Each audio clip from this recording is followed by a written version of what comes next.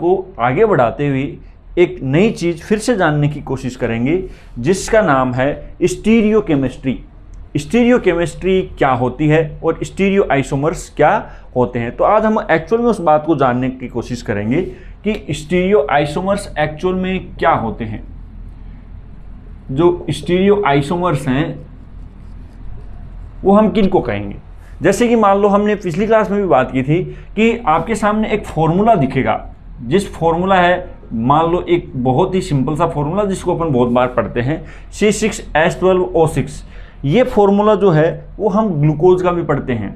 ये फॉर्मूला अपन किसको पढ़ेंगे, ये ग्लूकोज का भी फॉर्मूला होता है। ये फॉर्मूला फ्रक्टोज का भी होता है।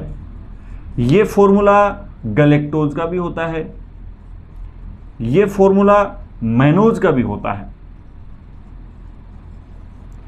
इसका मतलब क्या है कि केमिकल फॉर्मूला आपको सेम ही दिखाई दे रहा है, लेकिन फिर भी इनमें डिफरेंस किस प्रकार का है। या तो हम इसको एक ही चीज़ बोल देते हैं, क्योंकि केमिकल फॉर्मूला क्या मतलब हो गया कि नंबर ऑफ एटम्स जो है वो सब में सेम है, इन सभी स्ट्रक्चर्स में क्या है, सेम है। लेकिन फिर भी हमको इनमें डिफरेंस देखने को मिलता है। और किस वजह से देखने को मिलता है, क्योंकि इनमें जो नंबर ऑफ बॉन्ड हैं इनका ओरिएंटेशन अलग अलग होता है। ओरिएंटेशन होने से मेरा क्या मतलब हो गया, इनका जो है वो रोटेशन अलग प्रकार का होता है। बॉन्ड में क्या हो जाता है, रोटेशन हो जाता है। तो बॉन्ड में रोटेशन होने की वजह से उनकी जो केमिकल स्ट्रक्चर है उन स्ट्रक्चर्स में डिफरेंस आ जाता है, और स्ट्रक्चर में डिफरेंस आने की वजह से कुछ प्रॉपर्टीज में चेंज आ जाएगा, जिसलिए इनका जो फंक्शनल रोल है वो भी अलग प्रकार से हो जाएगा, क्योंकि उनकी प्रॉपर्टीज क्या हो जाती है, डिफरेंस हो जाती हैं। अगर इनके अंदर बॉन्ड्स के अंदर जो रोटेशन अलग हो जाएगा, तो रोटेशन अलग होने की वजह से इनकी प्रॉपर्टी भी क्या हो जाएगी, चेंज हो जाएगी। तो आज हम इसी बात को समझने की कोशिश करते हैं कि जो बायोमोलिक्यूल्स जो है उसमें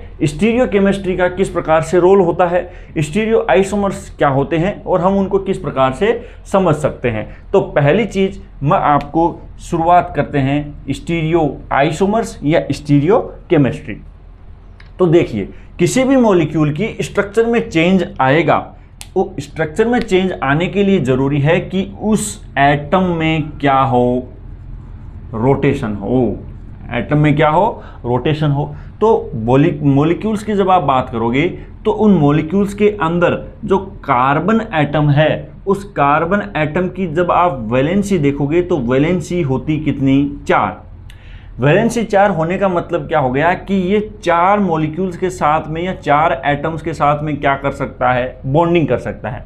4 अलग अलग एटम से या सेम एटम से क्या होगा, बॉन्डिंग कर पाएगा। तो स्टीरियो आइसोमर्स ये कब बनाएगा, जब किसी भी मॉलिक्यूल में ये चारों वैलेंसी अलग अलग होंगी। चारों वैलेंसी अलग अलग होने से मेरा क्या मतलब हो गया कि ये जो चारों जगह पे चीज़ें जुड़ रही हैं, चारों जगह पर अलग अलग एटम जुड़ रहा हो, कहीं अमोनिया जुड़ गया, कहीं कार्बोक्सिलिक ग्रुप जुड़ गया, कहीं हाइड्रोजन जुड़ गया, कहीं और आर चेन जुड़ गई। इसका मतलब इसकी चारों वैलेंसी है वो अलग अलग ग्रुप के द्वारा कंप्लीट हो रही है। और जब चारों वैलेंसी अलग अलग ग्रुप के द्वारा कंप्लीट होती है तो ऐसे कार्बन को नाम दिया जाता है किरेल कार्बन। ऐसे नाम को क्या दिया जाएगा, किरेल कार्बन। ये एक किरेल कार्बन है। और किरेल कार्बन जब किसी भी मॉलिक्यूल की स्ट्रक्चर में प्रेजेंट होगा तो वो मॉलिक्यूल्स क्या देगा, स्टीरियो आइसोमर्स बनाएगा, जिसको अपन बोलते हैं optically active molecule. Optically active molecules का क्या मतलब हुआ कि वो क्या देगा, प्लेन पोलराइज्ड लाइट के अंदर रोटेशन शो करेगा। और रोटेशन शो कौन करते हैं, इनके बॉन्ड और इनके इस प्रकार से, जैसे ये रोटेशन शो करता है या ये रोटेशन शो कर सकता है। जैसे मैं आपको बताऊं कि इस प्रकार से कार्बन के अंदर जुड़ा हुआ है, ये अलग ग्रुप है। अब ये रोटेशन शो करेगा, जैसे मान लो 180 डिग्री पर इसने रोटेशन कर दिया तो यहाँ पर H हो गया, यहाँ पर OH इधर से हो गया।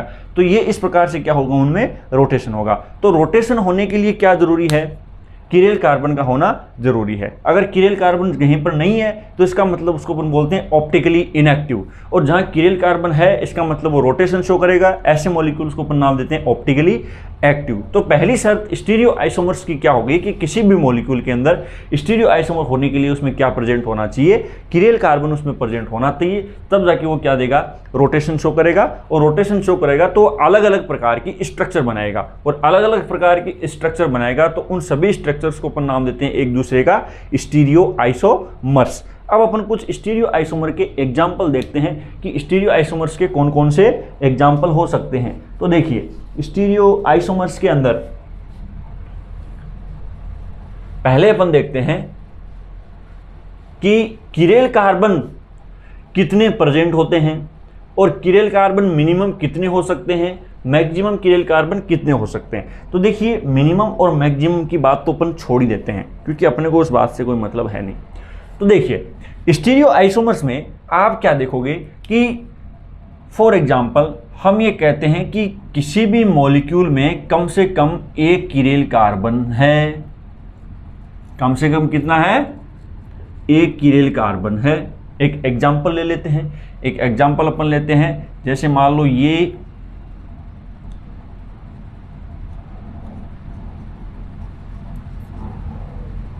जाना पहचाना एग्जांपल है जिसका नाम है ग्लिसरेल्डिहाइड।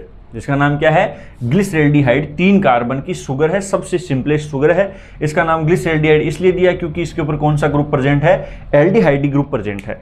अब इस ग्लिसरेल्डिहाइड के अंदर देखो क्या हो सकता है, ग्लिसरेल्डिहाइड के अंदर ये हो सकता है कि ये जो एक किरेल कार्बन है, ये किरेल कार्बन है। जो सेंट्रल का कार्बन है वो कौन सा कार्बन है, किरेल कार्बन।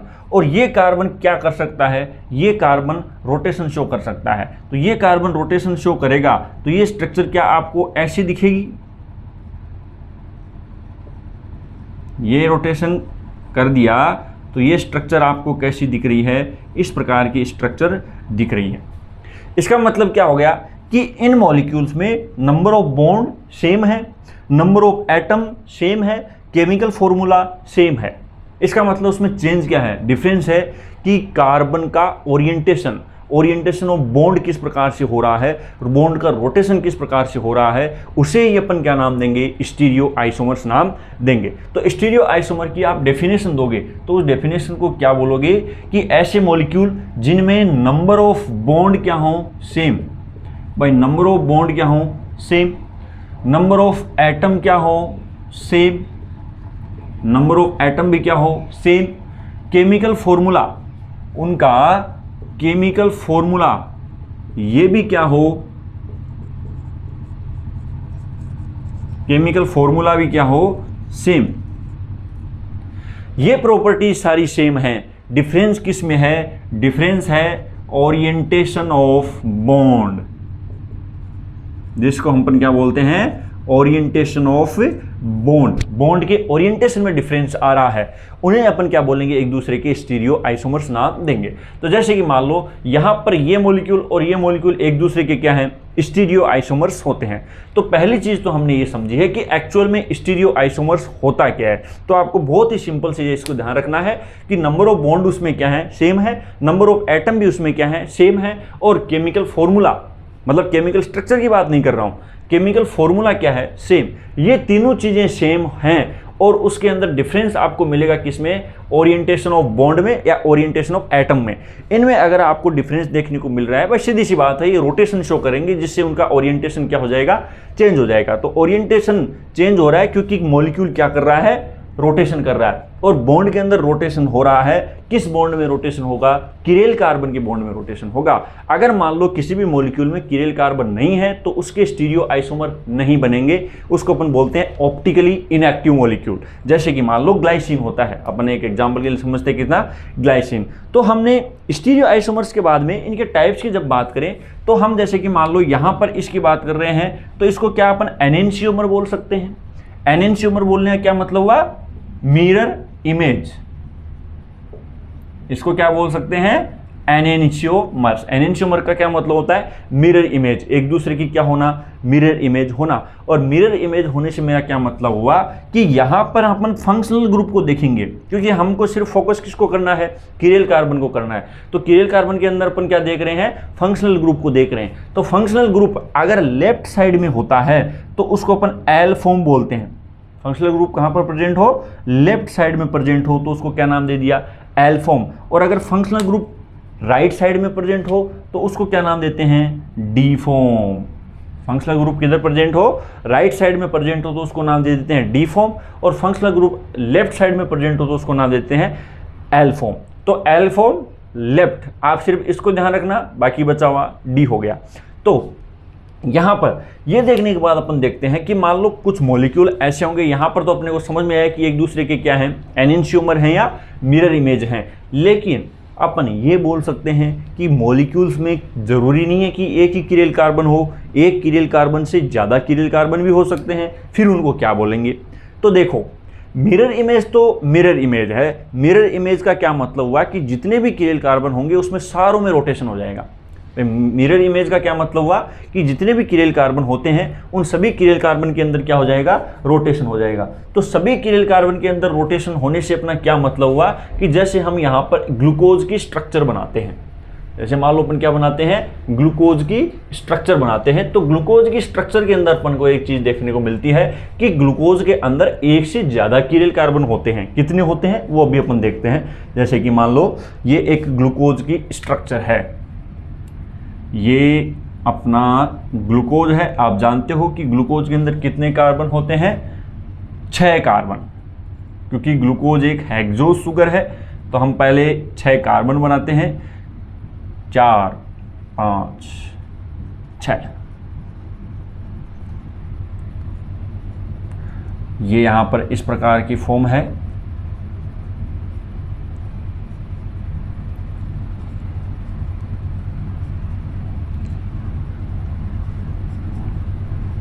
ये ग्लूकोज है।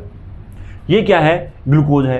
अब ग्लूकोज के अंदर आप देख पा रहे हो कि किरेल कार्बन की संख्या कितनी है? किरेल कार्बन 1 2 3 4, ये 4 इसके अंदर क्या प्रेजेंट हैं? किरेल कार्बन प्रेजेंट है। तो 4 किरेल कार्बन प्रेजेंट हैं, इसका मतलब ये 2 से ज़्यादा स्टीरियो आइसोमर्स दे सकता है। क्योंकि जितनी ज़्यादा किरेल कार्बन की संख्या होगी वो उतनी ज़्यादा क्या दे सकता है? स्टीरियो आइसोमर्स दे सकता है। जैसे मान लो एक स्ट्रक्चर में ये हो गया, इसने बॉन्ड रोटेशन करके इधर आ गया, दूसरे स्ट्रक्चर में इसने बॉन्ड शो रोटेशन कर दिया, यहाँ पर रोटेशन कर दिया, यहाँ पर कर दिया, या किसी 2 एटम ने कर दिया, या किसी 3 कार्बन ने कर दिया। इसका मतलब क्या कर सकते हो कि इसकी एक से ज़्यादा यानी बहुत सारी स्टीरियो आइसोमरिक स्ट्रक्चर्स का फॉर्मेशन हो सकता है। तो इसमें बहुत सारी स्टीरियो आइसोमर्स की स्ट्रक्चर का फॉर्मेशन हो रहा है। तो इसमें अपन देखते हैं कि यहाँ पर डी फॉर्म और एल फॉर्म क्या होगी। तो यहाँ पर अपन ये देख रहे हैं कि ये जो ग्लूकोज की स्ट्रक्चर है इसके अंदर जो फंक्शनल ग्रुप होता है वो राइट साइड में प्रेजेंट है। फंक्शनल ग्रुप किधर प्रेजेंट है? राइट साइड में। इसीलिए इस शुगर को क्या नाम दे रहे हैं? D glucose. क्या नाम दे दिया इसको? D glucose. ये ग्लूकोज है और इसका नाम क्या दे दिया? D glucose. अब देखिए यहाँ पर एक ऐसा भी कॉन्सेप्ट आता है कि ये एक दूसरे का मिरर इमेज भी हो सकता है। जैसे मान लो अपन इसकी स्ट्रक्चर इधर बनाए तो सारे सारे कार्बन में क्या कर देंगे? रोटेशन कर देंगे, और सारे कार्बन में रोटेशन हो जाएगा। इसका मतलब ये एक दूसरे की मिरर इमेज बन जाएगी, जिसको अपन नाम देते हैं एनेंशियोमर्स। भाई जिनकी मिरर इमेज बन रही है उनको क्या नाम दे दिया जाएगा? एनेंशियोमर्स।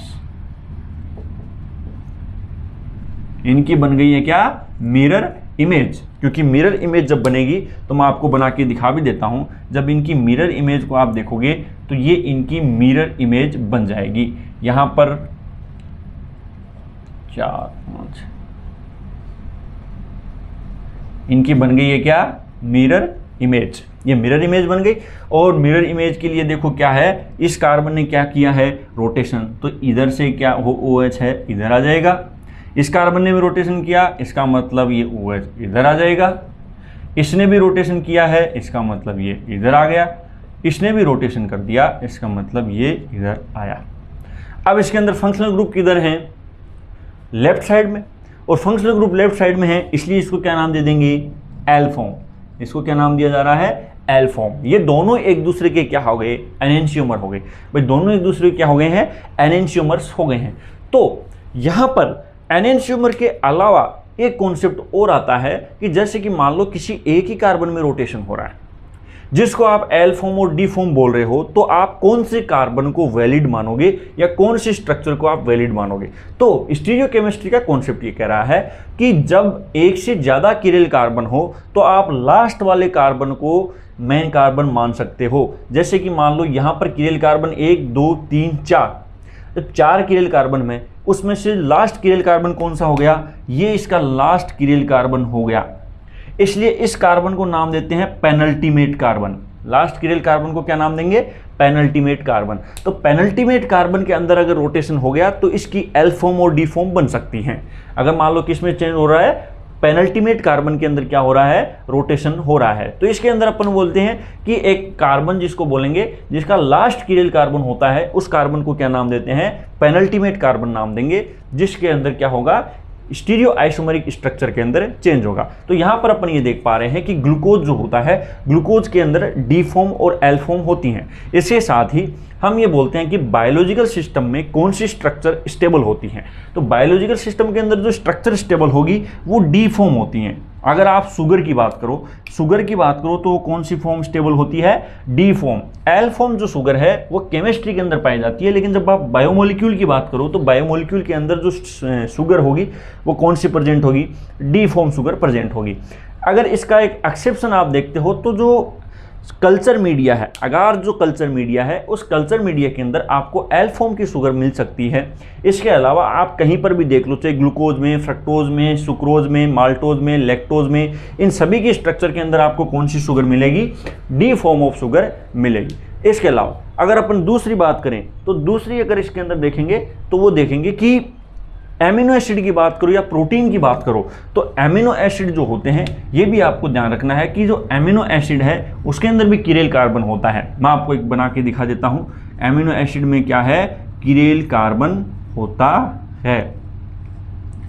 आप एक ग्लाइसिन को छोड़ दोगे क्योंकि ये कार्बन है, यहाँ पर ये एमिनो ग्रुप है, ये कार्बोक्सिलिक ग्रुप है, ये हाइड्रोजन है, ये कोई दूसरी आर चेन है जिसके ऊपर कुछ भी जुड़ सकता है। इसका मतलब ये कौन सा कार्बन हो गया, कीरेल कार्बन। और कीरेल कार्बन हो गया, इसका मतलब एमिनो एसिड भी क्या है, ऑप्टिकली एक्टिव है। तो जो एमिनो एसिड की बात करोगे वो एल फॉर्म में प्रेजेंट होता है। कोई भी प्रोटीन है, प्रोटीन के अंदर एमिनो एसिड किस फॉर्म में प्रेजेंट होता है, एल फॉर्म में प्रेजेंट होता है। तो बायोलॉजिकल सिस्टम के अंदर जो शुगर है वो किस फॉर्म में पाई जाएंगी, डी फॉर्म में, और एमिनो एसिड किस फॉर्म में प्रेजेंट होता है, एल फॉर्म में प्रेजेंट होता है। इसका अपवाद आप अगार का जो कल्चर मीडिया है वहां पर आपको शुगर एल फॉर्म में देखने को मिल सकती है।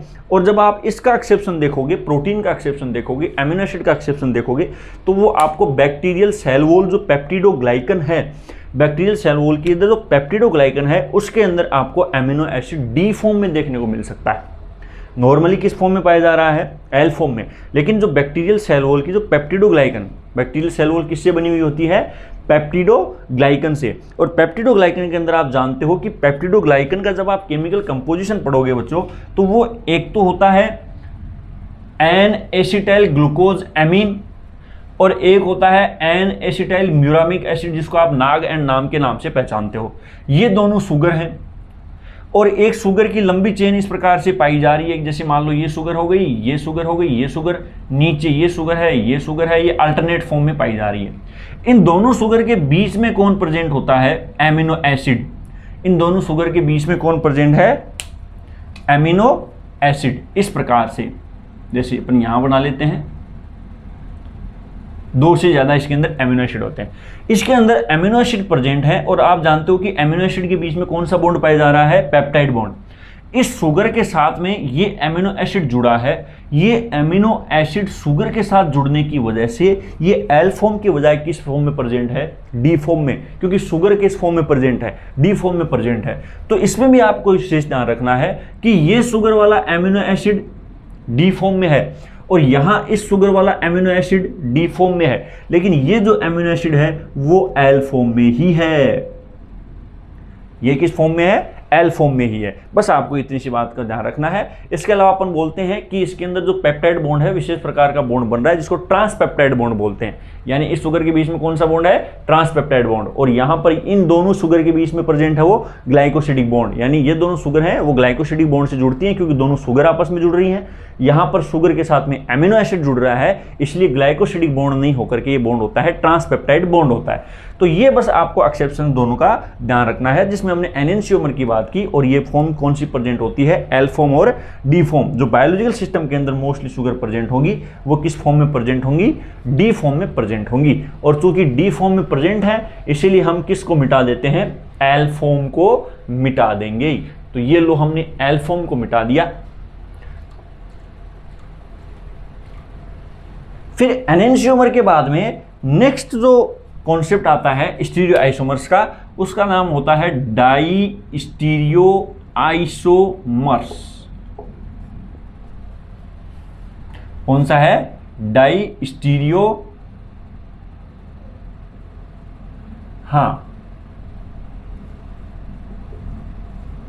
डाइस्टीरियो आइसोमर्स। डाइस्टीरियो आइसोमर्स के अंदर आप देखोगे कि डाइस्टीरियो आइसोमर्स क्या है। तो डाइस्टीरियो आइसोमर्स वो आइसोमर्स होते हैं जिनके अंदर सारे कीरेल कार्बन के अंदर चेंज नहीं आकर के कुछ कीरेल कार्बन के अंदर रोटेशन होता है।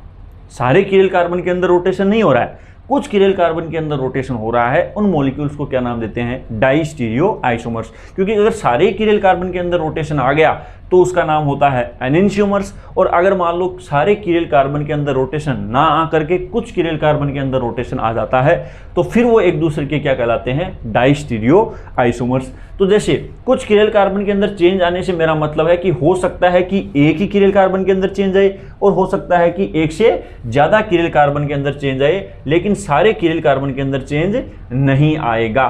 तो उसी का भी अपन एग्जांपल यहीं से पढ़ लेते हैं। जैसे ये क्या है? ग्लूकोज। ये क्या है? ग्लूकोज। तो ग्लूकोज के अंदर अपन देखते हैं कि कुछ कीरेल कार्बन के अंदर रोटेशन ला करके देखते हैं। देखिए, कुछ कीरेल कार्बन के अंदर रोटेशन लाने से मेरा क्या मतलब हो गया कि मैं यहाँ पर नंबरिंग भी दे देता हूँ। ये 1 नंबर, 2, 3, 4, 5, 6 कीरेल कार्बन है। सॉरी, 6 कार्बन की शुगर है, इसीलिए इसको हेक्सो शुगर बोलते हैं। कीरेल कार्बन तो के अंदर इसके 4 ही हैं। तो यहाँ इसके अंदर हम इस प्रकार की स्ट्रक्चर बना रहे हैं।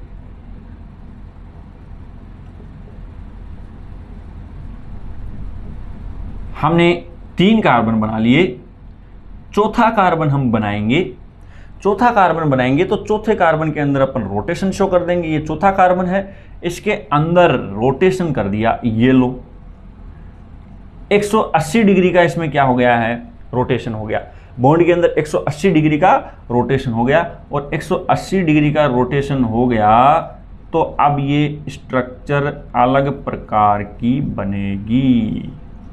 ये लो, कितने नंबर कार्बन में रोटेशन हुआ? 4 नंबर कार्बन में रोटेशन हुआ। 4 नंबर कार्बन में क्या हो गया? रोटेशन। बाकी सब स्ट्रक्चर क्या है? सेम है। इसका मतलब ये एनेंटियोमर तो नहीं हो सकता। तो फिर हम इसको क्या नाम देंगे? हम इसको नाम देंगे एपीमर। इसको क्या नाम देते हैं? एपीमर। इसका मतलब पूरी केमिकल स्ट्रक्चर में खाली एक कीरेल कार्बन के अंदर चेंज आता है तो उसका क्या नाम होता है? एपीमर। और ये कितने नंबर कार्बन में चेंज आया? 4 नंबर कार्बन में। कितने नंबर कार्बन में चेंज आया? 4 नंबर कार्बन में। इसीलिए इसको नाम दे देते हैं C4 एपीमर। इसको क्या नाम दे देते हैं? C4 epimer. और C4 एपीमर ग्लूकोज का होता है जिसका नाम होता है गैलेक्टोज। इसका क्या नाम होता है? गैलेक्टोज होता है। तो ये क्या हो गया? डाइस्टीरियो आइसोमर्स, जिसके अंदर एक कीरेल कार्बन के अंदर चेंज आया है, जिसकी वजह से उसको क्या नाम दे दिया? एपीमर नाम दे दिया। और एपीमर कितने नंबर कार्बन में चेंज आया? C4, इसीलिए इसको नाम दे देते हैं C4 एपीमर। और ग्लूकोज का जो C4 एपीमर होता है जो होता है गैलेक्टोज। गैलेक्टोज कहाँ प्रेजेंट होगा? मिल्क में, दूध में। और दूध में कैसे प्रेजेंट होगा? लैक्टोज शुगर दूध में प्रेजेंट होगी। जब लैक्टोज टूटेगी तो वो किस में कन्वर्ट होगी? ग्लूकोज एंड गैलेक्टोज में। इसीलिए गैलेक्टोज को मिल्क शुगर भी आप नाम दे सकते हैं। वैसे मिल्क शुगर वैसे पता है लैक्टोज होगी, लेकिन लैक्टोज को जब आप तोड़ोगे तो वो किस में कन्वर्ट होती है? ग्लूकोज और गैलेक्टोज में। इसलिए अब एक स्ट्रक्चर अपन और बना लेते हैं। ये एक स्ट्रक्चर और हो गई। इस स्ट्रक्चर के अंदर देखेंगे कि ये 1 नंबर कार्बन है। ये कितने नंबर कार्बन हो गया? 2 नंबर कार्बन। अब की बार 2 नंबर कार्बन में अपन रोटेशन दे देते हैं। तो हमने 2 नंबर कार्बन में क्या कर दिया? रोटेशन कर दिया। और 2 नंबर कार्बन में जब रोटेशन किया तो इसमें कोई चेंज नहीं आएगा। मैं इसी से बना देता हूं। 2 नंबर कार्बन के अंदर खाली अपने को रोटेशन दिखाना है, बाकी कहीं पर भी रोटेशन नहीं दिखाना। 1 2 3 4।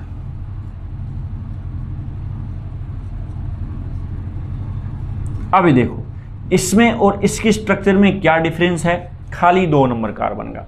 और खाली 2 नंबर कार्बन का डिफरेंस है, इसलिए इस शुगर को क्या नाम देंगे? C2 epimer of glucose. इसको क्या नाम दे देंगे? C2 epimer of glucose. और C2 एपीमर ऑफ ग्लूकोज क्या होता है? मैनोज। ये कौन सी शुगर होती है? मैनोज शुगर होती है। अब देखिए आप इसके अंदर क्या देख पा रहे हैं? आप इसके अंदर देख पा रहे हैं क्या कि इसमें नंबर ऑफ बॉन्ड सेम है, इसमें नंबर ऑफ बॉन्ड सेम है, इसमें नंबर ऑफ बॉन्ड सेम है, नंबर ऑफ एटम सेम है। जब आप इसका केमिकल फॉर्मूला देखोगे तो सबका केमिकल फॉर्मूला आपको यही मिलेगा। लेकिन फिर भी शुगर अलग अलग हो गई, फिर भी शुगर अलग अलग हो गई। क्यों हो गई? क्योंकि इसके अंदर कार्बन्स में या इनके बॉन्ड में ओरिएंटेशन हो चुका है, बॉन्ड में रोटेशन हो गया, और रोटेशन होने की वजह से इनका ओरिएंटेशन क्या हो गया? अलग अलग प्रकार का इनका ओरिएंटेशन हो गया। इस वजह से ये क्या है? एक दूसरे का एपीमर, क्योंकि सिंगल किरिल कार्बन के अंदर रोटेशन हुआ है, इसीलिए उसको ग्लूकोज का एपीमर बोलते हैं। सॉरी, ये C2 है, गलती से लिख दिया C2। तो देखो यहाँ पर क्या है? 2 नंबर कार्बन के अंदर रोटेशन हुआ है, इसीलिए उसको क्या नाम दे दिया? C2 epimer. और C2 एपीमर ग्लूकोज का क्या होगा? मैनोज होगा। यहाँ पर ग्लूकोज के अंदर सिर्फ 4 नंबर कार्बन के अंदर रोटेशन हुआ है, और 4 नंबर कार्बन में रोटेशन होने की वजह से इसको C4 एपीमर, या इसको C4 एपीमर कौन सा होता है? गैलेक्टोज होता है। तो ये क्या हो गए? एक एक कार्बन के अंदर रोटेशन हो रहा है, जिसलिए उसको क्या बोल दिया? एपीमर। मान लो एक से ज्यादा किरिल कार्बन में रोटेशन हो रहा है, लेकिन सारों में नहीं हो रहा है, तो क्या होगा? जैसे कि मान लो यहाँ पे आप देख रहे हो कि जब आप मैनोज और गैलेक्टोज का कंपैरिजन करोगे, कंपैरिजन किसका कर रहे हो? ध्यान रखना, ये एग्जाम बहुत बार क्वेश्चन पूछा जा सकता है कि मैनोज और गैलेक्टोज जो हैं वो एक दूसरे से किस प्रकार का रिलेशन रखते हैं। तो कई बार बच्चों की कंफ्यूजन हो जाता है, क्योंकि इनको एपीमर में पढ़ते हैं तो बच्चे इसको एपीमर कर जाते हैं। ऐसा नहीं है। गैलेक्टोज और मैनोज में 2 कार्बन में रोटेशन है। एक तो 2 नंबर कार्बन, देखो यहां पर और यहां कंपैरिजन करो, एक तो 2 नंबर कार्बन में रोटेशन आ रहा है, एक 4 नंबर कार्बन में रोटेशन आ रहा है। इसका मतलब इसमें 2 किरिल कार्बन में रोटेशन हो रहा है, और 2 किरिल कार्बन में रोटेशन हो रहा है, तो हम इनको एपीमर नहीं बोल के इनको बोल देते हैं डाई स्टीरियो आइसोमर्स। तो इस बात का बिल्कुल ध्यान रखना कि गैलेक्टोज और मैनोज एक दूसरे के डाई स्टीरियो आइसोमर्स हैं, लेकिन ग्लूकोज और मैनोज ये एक दूसरे का एपीमर है, ग्लूकोज और गैलेक्टोज ये क्या है? एपीमर। तो इस बात का आपको विशेष रूप से ध्यान रखना है। इसके अलावा एक चीज और है कि हम छोटा सा कॉन्सेप्ट और पढ़ते हैं, जैसे कि मान लो आपको ये पता करना हो कि कोई मॉलिक्यूल कितने स्टीरियो आइसोमर्स बना सकता है। कोई मॉलिक्यूल कितने स्टीरियो आइसोमर्स बना सकता है, ये बात हमको कैसे पता चले? तो इसका भी एक फॉर्मूला है, और उस फॉर्मूले का नाम है, उस फॉर्मूले का नाम है 2 की पावर n। उस फॉर्मूले का क्या नाम है? 2 की पावर n। 2 की पावर n का क्या मतलब हो गया? 2 की पावर n का मतलब हुआ n बराबर number of Kirill carbon. L का मतलब क्या है? Number of Kirill carbon. जितने किरिल कार्बन होंगे उसका आपको 2 की पावर लगेगी, और 2 की पावर लगते ही क्या आ जाएंगे? नंबर ऑफ स्टीरियो आइसोमर्स आ जाएंगे। जैसे कि मान लो हम ग्लूकोज का पता कर लेते हैं, तो ग्लूकोज के अंदर कितने कार्बन है? 1 2 3 4, इसमें 4 किरिल कार्बन है, और 4 किरिल कार्बन है तो हम इनको क्या लेंगे? 2 की पावर n, और 2 की पावर n को जब हम सोल्व करते हैं तो 16 आता है। कितना आता है? 16 आता है। इसका मतलब ग्लूकोज से आप 16 स्टीरियो आइसोमर्स बना सकते हो। अकेले ग्लूकोज की स्ट्रक्चर से कितने बना सकते हो? 16 स्टीरियो आइसोमर्स बना सकते हो। फॉर एग्जांपल किसी के अंदर एक ही होता है, एक ही किरिल कार्बन होता है, जैसे हमने कहा ग्लिसरॉल्डिहाइड, तो ग्लिसरॉल्डिहाइड के अंदर कितना किरिल कार्बन है? 1। इसका मतलब वो कितनी स्ट्रक्चर बनाता है? सिर्फ 1 बना सकता है। उसने 2 बनाई थी, एक थी एल फॉर्म और एक थी डी फॉर्म। यानी कि किसी के अंदर मान लो एक ही किरिल कार्बन है, इसका मतलब एक किरिल कार्बन एक बार रोटेशन दे सकता है। तो एक बार तो उसका फंक्शनल ग्रुप लेफ्ट साइड की तरफ हो सकता है, एक बार उसका फंक्शनल ग्रुप राइट साइड की तरफ हो सकता है। इसका मतलब जिसके अंदर एक ही किरिल कार्बन है वो क्या बना सकता है? डी फॉर्म या एल फॉर्म। ये बात हमने ग्लिसरॉल्डिहाइड की स्ट्रक्चर बनाते हुए उस टाइम पे पढ़ी थी। तो इस प्रकार से हमने पता किया कि नंबर ऑफ किरिल कार्बन को अगर आपको पता करना हो कि कितने स्टीरियो आइसोमर्स बना सकता है, क्या कर सकता है? कितने स्टीरियो आइसोमर्स बना सकता है। तो स्टीरियो आइसोमर्स के नंबर पता करने के लिए क्या लगा दोगे? 2 की पावर n। 2 की पावर n का मतलब n बराबर नंबर ऑफ किरिल कार्बन। जितने भी आपके सामने किरिल कार्बन है उसको 2 की पावर में रखो, उसको सोल्व करो, तो आपको सारे के सारे स्टीरियो आइसोमर्स देखने को मिल सकते हैं। आप ट्राई करना, ये वीडियो पूरा होने के बाद में आप ट्राई करना, देखिए ग्लूकोज से आप 16 स्टीरियो आइसोमर्स बना सकते हो या नहीं बना सकते। एक दूसरी बात मैं आपको छोटी सी बात एक और बताना चाहूँगा, जिसके अंदर मान लो कि ये जो स्ट्रक्चर है इसमें और भी छोटा सा चेंज आ सकता है। इसमें छोटा सा चेंज और आ सकता है। वो चेंज क्या आ सकता है? देखो कि ये स्ट्रक्चर एक्चुअल में आप केमिस्ट्री में बनाते हो। ये स्ट्रक्चर किस में बनाओगे? केमिस्ट्री में बनाओगे। ये स्ट्रक्चर दूसरी फॉर्म में कन्वर्ट होती है। इस स्ट्रक्चर का नाम होता है चेन फॉर्म। इस स्ट्रक्चर का क्या नाम है? Chain form. ये स्ट्रक्चर रिंग फॉर्म में कन्वर्ट होगी, और ये स्ट्रक्चर जब रिंग फॉर्म में कन्वर्ट हो रही है तो ये इस प्रकार से कन्वर्ट होगी। ये ग्लूकोज की स्ट्रक्चर क्या बन रही है बच्चों? रिंग फॉर्म बना रही है। ये 1 नंबर कार्बन है, ये 2 नंबर कार्बन है, ये 3 नंबर कार्बन है, ये 4 नंबर कार्बन है, और ये 5 नंबर, और ये ऊपर वाला 6 नंबर कार्बन। इसका मतलब हेक्सोस शुगर हो गई। और हेक्सोस शुगर हो गई, कौन सी शुगर है? ये ग्लूकोज। यही कौन सी शुगर है? ग्लूकोज। तो ये ग्लूकोज की चेन फॉर्म है, और ये ग्लूकोज की रिंग फॉर्म है। ये कौन सी शुगर फॉर्म हो गई? रिंग फॉर्म शुगर हो गई। इसका मतलब इसमें फिर से क्या आया है? बॉन्ड में चेंज आया है। फिर से क्या हुआ? बॉन्ड में रोटेशन हुआ है। तो बच्चों बॉन्ड में रोटेशन तो यहां पर इस प्रकार से भी हुआ था कि ग्लूकोज की जब आप गैलेक्टोज स्ट्रक्चर बनाई थी, ग्लूकोज की जैसे मान लो आपने गैलेक्टोज स्ट्रक्चर बनाई, तो वो गैलेक्टोज स्ट्रक्चर यहां बना पाएंगे अपन।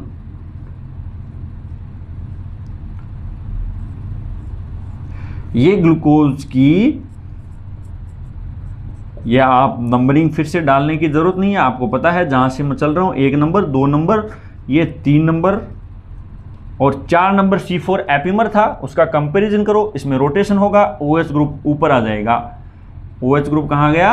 ऊपर आ गया। तो ये इसमें फिर से कितने कार्बन हो गए? 6 कार्बन हो गए। तो यहाँ अब आप इन दोनों की जब स्ट्रक्चर का पता करोगे तो चेन फॉर्म से किस फॉर्म में बन रहा है? रिंग फॉर्म में। चेन फॉर्म से क्या बन रहा है? रिंग फॉर्म में। इसको अपन देखो अलग अलग नाम देते हैं। जैसे कि मान लो ग्लूकोज से गैलेक्टोज बन गया, तो बॉन्ड के रोटेशन में फर्क आया है। सिर्फ एक बॉन्ड में क्या आया है? रोटेशन। लेकिन किसी भी ग्लूकोज की या गैलेक्टोज की किसी भी चेन फॉर्म से क्या बन रही है? रिंग फॉर्म बन रही है। चेन फॉर्म से रिंग फॉर्म बन रही है तो उसको अपन बोलते हैं कन्फिगरेशन चेंज। उसको क्या नाम देंगे? Configuration change.